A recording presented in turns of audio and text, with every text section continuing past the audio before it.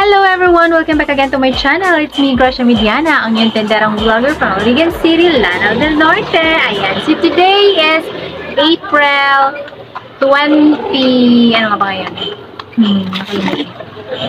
April 27. Ayan. April 27, Saturday, and time check, it's already 3:22 p.m. So guys, may share lang naman ako sa inyo na I'm sure may matutunan kayo, no? Alam nyo ba, yung tatabi namin tindahan na sinabi ko sa inyo na nag-open, ayan, si Sister Engineer, okay, hindi ko kasi alam yung pangalan niya, so tatawagan na lang natin siyang si Mr. Engineer, ayan. So lately, lagi siyang pumupunta dito, tapos nagbibili ng feeds kasi may manok daw siya. Well, anyway, noon pa man, hindi pa man siya may-ari ng tindahan dyan, hindi pa siya nagre-rent at nagtitinda dyan, is bumibili na talaga siya dito sa amin ng feeds. So ngayon, nung nakalipas na araw, lagi siya dito bumibili. Yun pala is may gusto siyang itanong sa amin. So regarding anong pwedeng ibenta, yung bang ano ba, nagsisik siya ng advices kung ano daw pwede niyang ibenta, ano daw pwede dapat niyang gawin sa mga ganitong klaseng mga pangyayari. Kasi nga, sabi niya is marami na daw kaming experience regarding sa ganitong klaseng negosyo. Well, nakaka-flattered. Nakaka-flattered lang at saka na-overwhelmed ako kasi alam nyo ba, ang sarap sa feeling ng ganitong klaseng tao na nag-a-ask ng advice na yung bang ano ba, yung hindi ka minamata at hindi ka minamaliit. Kasi mostly sa mga alam ko, pag mga ganyang klaseng mga sari-sari store owner is sinisiraan ka, yung mga ganon. Pero si Sir, alam ko na hindi siya ganon kasi talagang kinakausap niya kami. Nag-a-ask ng advice kung ano daw yung pwede niyang gawin doon sa mga tao or kakilala na nag-a-ask or yung bang nakikiusap na mangutang. Okay? So, ano daw ginagawa namin yung mga taong umutang sa amin? Paano daw ba tawag doon? Sa Bisaya, balibaran ba? Paano daw balibaran? Sabi ko naman sa kanya, Sir, it's up to you kung papautangon mo. Since ikaw, nagre-rent ka, alam mo kasi pag nakikiusap na mag-rent yung isang tao, dapat ikaw mismo, sari-sari store owner is, ang daming mo kasi dapat i-consider. Kung papautang mo kasi sa kanya, may pang-back up ka bang pera na pwede pang tapal mo doon kasi alam niyo naman, ang utang is, hindi mo yan diretso-diretso mababawi. Yung pera na pinapautang mo or yung item na pinapautang mo, ang dapat sales mo na yun dapat on that day. Pero since pinapautang mo, so hindi mo pa siya marurol yung sales doon kasi nasa stock kasi pinautang mo, di ba? So hindi mo ma-estimate kung kailan ka babayaran. Alam niyo naman, ang daming mga promises that made to be broken. Diba? Sabi mo, babayaran ko bukas. Ang daming bukas, diba? So, ang daming kinabukasan. Okay? So, sabi ko sa kanya, Sir, pag may nag-aasa yun na uutang, make it sure na may pantapal ka doon na extra money kasi yung pera mo doon is hindi mo marurul yung sa mga pinautang mo. At saka pipiliin mo din yung mga tao na papautangin mo na which is talagang magbabayad kasi for my experience ang dami ng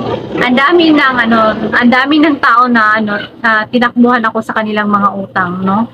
So pass is pass na yun. I have to move on that kasi yung iba hindi ko naman nakita, yung iba is nakita ko lang din naman dito, pero never ko na yung inulit na magpapautang. At saka hindi na rin ako nagpapautang dito kahit kamag-anak ko pa yun. Alam niyo naman ang puhunan namin is utang, diba? So, I have to take action for that para maiwasan yung pagkalugi ng pinaghirapan naming negosyo at saka para na rin iwas sakit sa ulo. Ayan. So, alam niyo naman, pag nalulugi tayo, walang ibang tutulong sa sarili natin, kundi tayo lang din. Kung malulugi tayo sa negosyo natin kasi pinapautang natin sila, walang ibang sumasalba, kundi tayo lang din. Okay? So, we have to keep that in mind na walang ibang sa atin. Walang ibang magliligtas sa atin kundi sarili lang natin, okay? Huwag nating iasa sa iba kasi alam niyo naman hindi lahat ng tao na inaas natin ng tulong is tutulungan tayo. Kulang ibang gagapang sa'yo kundi sarili mo talaga. So, sabi ko kay sir, huwag kang magpautang kung wala kang pangtapal at saka huwag kang magpautang kung hindi mo masyadong kabisado yung tao. Sa wala kang sakit sa ulo, huwag ka na lang magpautang, okay? Huwag mo nang sanayin yung mga tao na magpapautang ka. Nag-ask din siya sa amin ng permission kung pwede ba daw magbebenta siya ng mga dressed chicken. So sabi ko, sir, walang problema yon. Business is business, okay? Alam mo, nakakatuwa lang si sir kasi para siyang hesitant ba if ever magagalit ba kami kasi nagbibenta siya ng ganito. Well, wala akong problema doon kasi negosyo yon. Sabi ko sa kanya, sir, walang problema sa amin yun kung gagayahin mo yung aming paninda. Kasi business yun eh. Hindi lang kami yung may gustong mabuhay, no? Hindi lang kami yung gustong may yung may gustong kumita, okay? Ikaw din. So, nasa sa inyo kung gagayahin mo yung paninda namin or magbibenta ka ng ganito. Grateful ako kay sir kasi kinukonsider niya yung feelings namin or kung ano yung mararamdaman namin if ever magbibenta siya ng katulad sa amin. Alam mo, para sa akin na personally, hindi talaga ako magagalit kung magbibenta siya ng katulad sa mga binibenta namin kasi business is business yan. Okay? Na ko yan eh. Sa tagal ko na nagtitindan, na-realize ko na rin yan at saka nauunawaan ngayon na yun sa video ko na realization, yun yung mga thoughts ko and then nauunawaan ko talaga as a sari-sari store owner and then marami din pala mga small business owner na katulad ko na gusto rin mabuhay tulad namin. So nakakatuwa lang si sir kasi alam mo ba, para sa akin, mas gusto ko yung taong kausap na gano'n. Yun bang ang pinag-usapan is about business. Yung bang nag-ask siya ng help or nag-ask ng mga advices sa amin paano mag-grow yung kanyang business. Yun yung gusto kong kausapin ng mga tao. Hindi yung puro na lang paninira. Kakausapin ka nga pero nangmamerites naman, di ba? So ayoko nang gano'n. So yun yung mga iniiwasan ko na mangyari kasi toxic siya niya. Nag-uusap nga kayo pero yung pinag-usapan nyo is ibang buhay ng ibang tao which is hindi maganda. At saka nakakasira din yun sa image na inyong tindahan as para na rin sa akin as sa sari-sari store owner, di ba? So iniiwasan ko yung mga ganon kasi siya para sa akin hindi talaga maganda. Kasi meron dito hindi naman sa sinasiraan ko siya. Ito is lang naman hisgot lang ba, no? Kanang sa Bisaya pa hisgot, no? Lang naman is, name-mention ko lang din naman kasi yung ibang mga sari-sari store owner dito is pag may customer sila is chinichika nila. Yung chinichika nila is buhay ng ibang tao. Yan. So, yun yung ina-avoid ko kasi para sa akin hindi talaga maganda, no? Pero si sir, gusto ko siya yung ganun kasi siya very open-minded na tao, no? Kasi para hindi siya hesitant o hindi siya natatakot mag-ask. Lalong-lalo na sa amin kasi 2 years na din kami nagtitinda. Nag-a-ask siya sa amin kung ano ba yung dapat niyang gawin, paano ba niya i-apply yung ganito, okay lang ba na magtinda siya ng ganito, magkano daw ba yung tubo namin, ganyan. Tapos, if ever na nagtitinda siya ng mga dressed chicken, okay lang ba sa amin, ganyan, o hindi ba kami magagalit, yung ganon. Well, anyway, sabi ko sa kanya, sir, it's up to you, tindahan mo yan, so you have to focus on your business, okay? Huwag nyo kaming pansinin kasi wala naman kaming pakialam sa business mo kasi business mo yan. Kung yung ititinda mo, edi mag-focus ka doon. Okay lang naman sa amin kasi nag-focus lang din kami doon kung ano yung meron kami. Hindi kami nakafocus sa ibang tindahan kasi hindi amin yon. Nakakatawa si sir. Ayan. Tapos ang dami pa niyang ina-ask regarding sa kurente kasi sub-meter sila. Ano ba daw yung ginagawa namin? So sabi ko kay sir, nakalagay sa logbook yung monthly bill namin sa kurente kasi kami sub-meter din. So every time na mag-bill out yung taga Iligan Light yung sa kurente, nandyan yung may-ari at saka nandun din ako witness doon sa pagre-reading nung sa kurente kasi yung taga Iligan Light na officer, siya yung magre-reading sa kurente. Of course, nandun din ako kasi ako yung may-ari ng submeter. Tapos nandun din yung may-ari kasi siya yung may-ari ng whole sa kanya nakapangalan yung sa kurente para witness kaming dalawa para walang dayaan. Ayan. So, yun yung sabi ko sa kanya. If ever hindi siya available, yung may-ari, wala naman siya doon.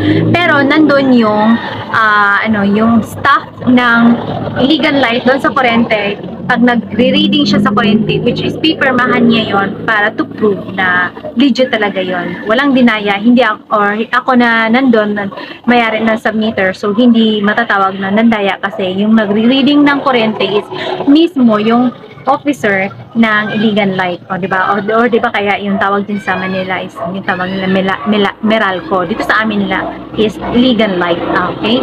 So yun. Alam mo, nakakatuwa lang si sir kasi very open-minded siya at saka sa ganyang klaseng tao, which is nagsisik talaga siya ng advices kung ano yung pwedeng i-apply sa kanyang tindahan at saka paano niya gawin kasi ngayon nangangapa pa siya. Natutuwa lang ako kasi hindi siya yung tutulad ng iba na yung hesitant siya, baka pangunahan siya na baka ma-reject siya, yung ganon, as in very open-minded, mga bagay-bagay na willing siyang matutunan. Ayan. So, nakakatawa lang din. If ever din naman kayo sa inyo, pag may mga ganyan kayo na mga business owner din na kaka-start pa lang, which is nag-seek ng mga advices o di ba kaya nanghihingi ng tulong, okay? Lalong-lalo na kung baguhan pa sila, advice ko sa inyo, tulungan nyo din kasi they are willing to learn at nangangapa pa sila, so kailangan nila ng mga mag-advise sa kanila or mag-assist in terms of this kind of business. Hindi naman lahat na pwede nating ibibigay sa kanila, no? Yung mga advices lang na kaya natin ibigay, pero yung mga strategy na dapat para sa atin lang, na tayo lang yung nakakaalam, especially dun sa mindset natin. Ayan, so yun lang yung kaya nating ibigay na pwede nating ibigay sa kanila. So that's it, na-share ko lang din naman sa inyo guys kasi para na rin ma-aware kayo na hindi dapat natin isipin na just because they seek advice for us is yung tawag doon is pagdadamutan na natin sila, which is very wrong. So as a sari-sari store owner, as a small business owner na may negosyo, so we have to help others also para hindi lang tayo yung dapat aangat, pati rin sila, okay?